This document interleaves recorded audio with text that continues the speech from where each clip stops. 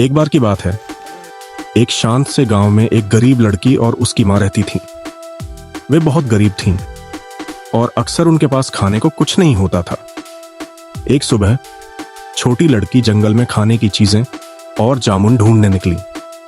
रास्ते में उसकी मुलाकात एक थकी हुई बुजुर्ग औरत से हुई। लड़की ने दयालुता से उन्हें पानी दिया।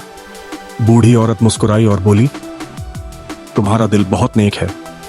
यह जादुई बर्तन मैं तुम्हें तोहफे में देती हूं। यह बर्तन तुम्हारे लिए स्वादिष्ट खिचड़ी पकाएगा। औरत ने धीरे से कहा, बस कहना, पकाओ, छोटा बर्तन पकाओ, और यह शुरू हो जाएगा। और जब बंद करना हो तो कहना, रुको, छोटा बर्तन, रुको। लड़की ने उनका धन्यवाद किया और खुशी खुशी घर की ओर दौड़ पड़ी।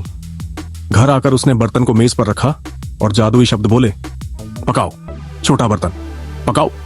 और बर्तन सच में खिचड़ी पकाने लगा। वे दोनों खुशी से गर्म खिचड़ी खाने लगीं। कई दिनों बाद उन्हें इतना अच्छा खाना मिला था। फिर लड़की ने कहा, रुको, छोटा बर्तन, रुको। और बर्तन जादू से रुक गया। उस दिन से वे कभी भूखी नहीं रही। एक दिन लड़की अपनी एक सहेली से मिलने चली गई और बर्तन घर पर ही छोड़ दिया। मां को भूख लगी तो उन्होंने बर्तन चलाने का सोचा। उन्होंने कहा, पकाओ, छोटा बर्तन, पकाओ। और बर्तन से भाप और खिचड़ी निकलने लगी।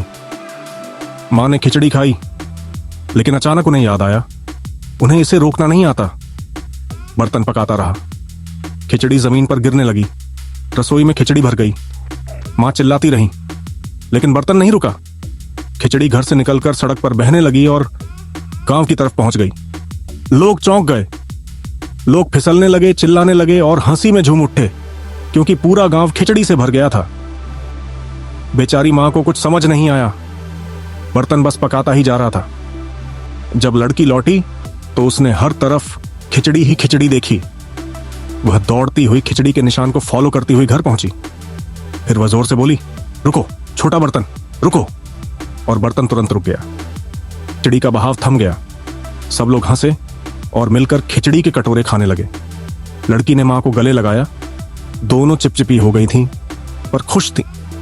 उस दिन से उन्होंने जादुई शब्द बहुत ध्यान से याद कर लिए और छोटा जादुई बर्तन फिर कभी मुसीबत नहीं बना। दयालु लड़की भूखों को अपनी खिचड़ी बांटती थी।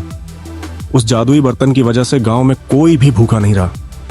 उसने सबको वो खास शब्द भी सिखा दिए, ताकि अगर बर्तन फिर पकाए तो सब जाने क्या कहना है। गांव और भी खुशहाल और गर्मजोशी भरा बन गया, सिर्फ एक दयालु लड़की की वजह से। और वह जादुई बर्तन अब अलमारी में सुरक्षित रखा रहता और सिर्फ जरूरत होने पर ही इस्तेमाल होता। उसकी मां खिचड़ी की बांट को कभी नहीं भूली और जादुई शब्द भी नहीं।